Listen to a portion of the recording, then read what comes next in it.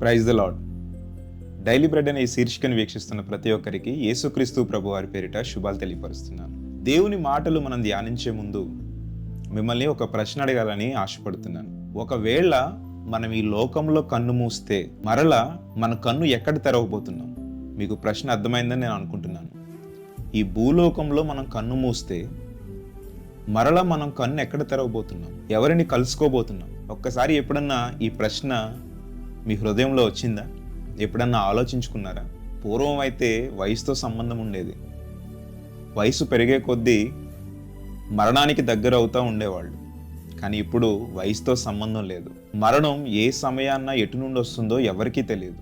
ఒకవేళ మనం భూలోకంలో కన్ను మూస్తే మనం పరలోకంలో కన్ను తెరుస్తామా లేదా నరకంలో కన్ను తెరుస్తామా అనేది ఎప్పుడన్నా ఆలోచించుకున్నారా?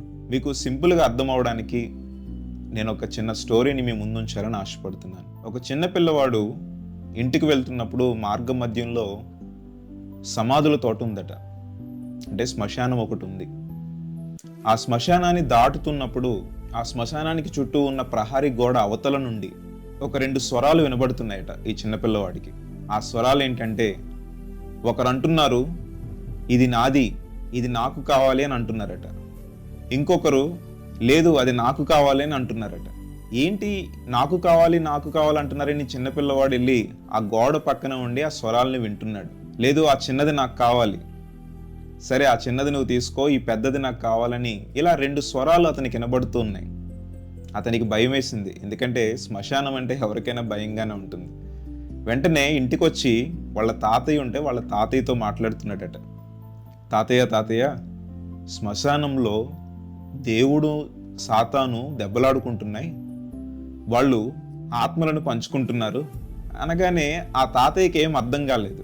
అదేంట్రా దేవుడు సాతాను ఆత్మలు పంచుకోవడం ఏంటి అంటే, లేదు నువ్వురా నీకు చూపిస్తాను అనగానే తాతయ్యలో ఒక అనుమానం కలిగిందట. ఎవరికైనా వయసు పైబడే కొద్దీ మరణంకి దగ్గర అవుతున్నప్పుడు ఆ మరణ భయం ప్రతి ఒక్కరిలో ఉంటుంది. సరే ఏంటి వీడు ఇలా మాట్లాడుతున్నాడని ఆ చిన్నపిల్లవాడితో పాటే ఆ శ్మశానం దగ్గరికి వెళ్ళారట. వెళ్ళి ఈ కుర్రవాడు ఎక్కడి నుండైతే ఆ స్వరాలు విన్నాడో ఆ గోడ దగ్గరికి తీసుకెళ్ళి, తాతయ్య విను, నీకు వినపడతాయి చూడు అని అన్నాడట. సరే ఏం మాట్లాడుకుంటున్నారా అని ఆ గోడ దగ్గరికి వెళ్ళేసరికి ఈయన కూడా 2 స్వరాలు వినబడుతున్నాయి. అది నాకు కావాలి అంటే ఇది నాకు కావాలి అని ఇద్దరు పోటాపోటీగా పంచుకుంటున్న ఆ స్వరాలు వినబడుతున్నాయి. వెంటనే ఈ పెద్ద మనిషికి గుండెల్లో గుబులు పట్టుకుంది.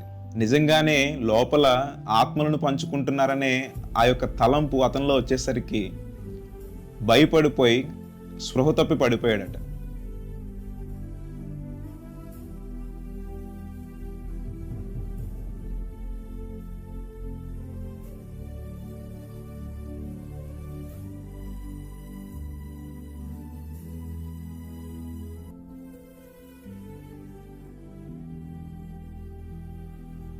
ఎందుకు? వయసు పైబడే కొద్దీ మరణ భయం ఉంటుంది. అంటే మనం ఎక్కడికి వెళ్తామో, సాతాను చేతిలోకి వెళ్తామా దేవుని చేతిలోకి వెళ్తామా అని. చూడండి, ఇది ఒక కథగానే నేను మీకు చెప్తున్నాను, నిజంగా జరిగిందని కాదు. కానీ ఈరోజు ఒకవేళ అదే పరిస్థితి మనకు వస్తే మనం దేవుని దగ్గరికి వెళ్తామా సాతాను దగ్గరికి వెళ్తామా అనే ఒక ఆలోచన నీ హృదయంలో ఎప్పుడన్నా వచ్చిందా? ఒకవేళ రాలేదు, ఎప్పుడైనా ఒకవేళ మనం అనుకుంటే మనం పరలోక రాజ్యానికి వెళ్తామా నరకానికి వెళ్తామా అని ఒక ఆలోచించుకుంటే నీవెక్కడికి వెళ్తావు?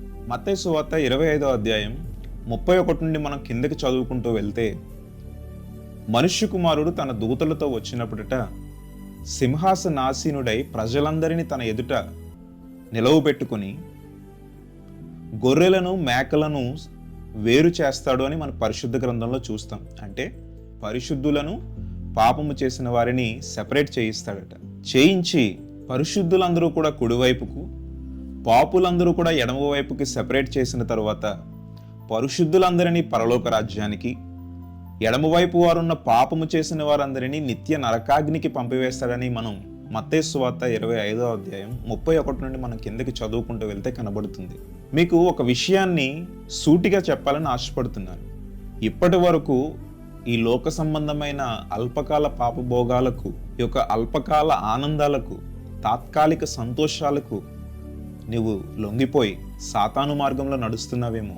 ఈరోజు ఒకటి సూటిగా మీతో ఒకటి చెప్పాలని ఆశపడుతున్నాను. ఏంటంటే, పరలోక రాజ్యము ఉంది, నరకము ఉంది.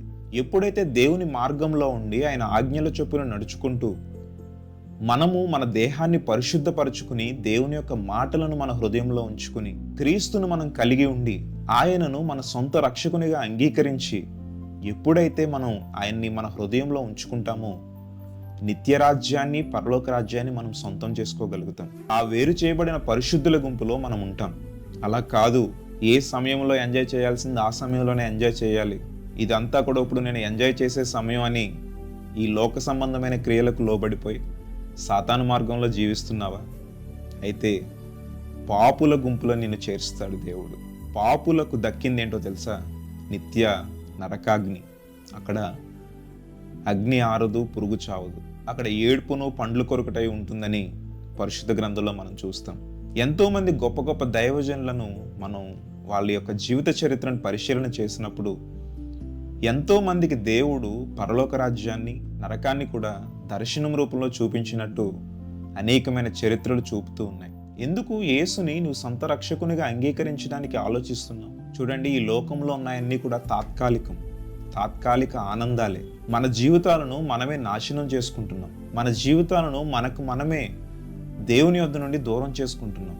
ఎందుకు అంటే సాతాను చూపించే ఆ యొక్క అల్పకాల పాపభోగాలకు లోనైపోయి. కాబట్టి మరి ఒకసారి మిమ్మల్ని సూటిగా అడుగుతున్నాను, ఒకవేళ దేవుడు పరిశుద్ధులను పాపులను సెపరేట్ చేసేటప్పుడు నువ్వు ఏ గుంపులో ఉండాలనుకుంటున్నావు అనేదే నా ప్రశ్న. పరిశుద్ధుల వైపా లేదంటే పాపము చేసిన వారితోట? అందరూ ఏమంటారంటే నేను పరిశుద్ధుల గుంపులోనే ఉండాలండి అని అంటారు. ఇది అనడం వరకు సరిపోదు, కానీ ఆ అన్న మాటను మన జీవితంలో మనం ప్రవర్తించే విధానంలో కూడా మనం నిలబెట్టుకోగలగాలి. క్రీస్తు కోసం బ్రతకాలి, క్రీస్తును వెంబడించాలి, ఆయన సువార్తను పంచాలి. ఒక్కసారి నీవు క్రీస్తును అంగీకరించిన తరువాత నీ స్నేహితుడు కానీ నీ కుటుంబ సభ్యులు కానీ పాడైపోతా ఉంటే నువ్వు చూస్తూ ఊరుకుండలేవు. అయ్యో నా కుటుంబ సభ్యులు, అయ్యో నా స్నేహితులు పాడైపోతున్నారు, వారు నిత్య నరకాగ్నికి వెళ్ళిపోతారు, వారిని ఏ విధంగా అయినా కాపాడాలనే ఆ యొక్క ఆశ నీలో ఉంటుంది. దేవుడు పరిశుద్ధాత్మ శక్తితో నిన్ను నింపి వారికి సువార్త చేసే విధంగా నిన్ను తయారు చేస్తాడు. అలా కాదని నీ ఇష్టానుసారంగా జీవించి నీ యొక్క జీవితం ఈ సాతాను చేతిలో పెట్టి నీ జీవితం ఏదైతే నీ శరీరాశలను నెరవేర్చమని కోరుతుందో ఆ శరీరానికి నీ యొక్క జీవితాన్ని అప్పగించావంటే నరకానికి చేరువవుతున్నా అన్న విషయం ఎప్పటికీ కూడా మీరు మర్చిపోవద్దు. ప్రభువారు అంటారు, యోహాను సువార్త 10వ అధ్యాయం 3వ వచనం, గొర్రెలు ఆయన స్వరము వినును, ఆయన తన సొంత గొర్రెలను పేరు పెట్టి పిలుచును అని పరిశుద్ధ గ్రంథంలో మనం చూస్తాం. నువ్వు ఎప్పుడైతే దేవుని సొంత రక్షకునిగా అంగీకరించి దేవుని మార్గంలో నీవు ఉంటావో దేవుడు నిన్ను పేరు పెట్టి పిలిచి పరిశుద్ధుల గుంపులో చేర్చుతాడు. కాబట్టి సహోదరి సహోదరుడా, ఎప్పుడూ కూడా నరకం ఉంది, నరకంలోనికి వెళ్ళకూడదు, నేను పరిశుద్ధంగా జీవించి పరలోక రాజ్యంలో దేవుని ఎదుట ఉండాలనే ఆశను నువ్వు ఎప్పుడైతే కలిగి ఉంటావో నీ ముందుంచబడిన ప్రతి పాపము, నీ ముందుంచబడిన ప్రతి ఆ యొక్క శోధన జయించగలుగుతావు. నీలో ఆ భయం లేకపోతే విచ్చలవిడి జీవితానికి నీవు లోనైపోతావు.